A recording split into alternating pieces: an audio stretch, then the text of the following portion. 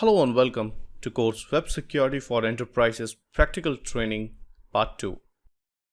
So what we have covered in this course, so we have divided this course into 7 different sections. First, we are starting with broken access control vulnerability and how you can secure it. Then we will learn about security misconfiguration vulnerability and its security. We will also learn the cross-site scripting, its various types, and then we will learn how to secure against cross-site scripting.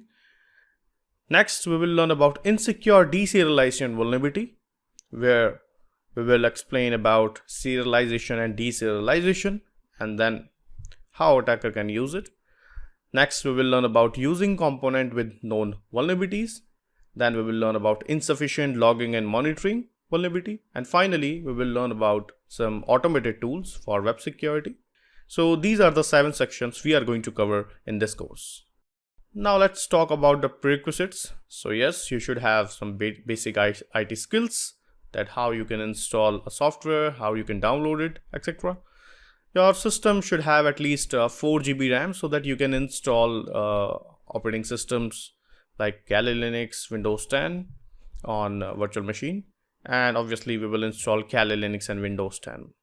So if you have the ISO files of Windows 10, or if you have the file for Kali Linux machine, then it's good. It will save your time. So this is all about the course overview.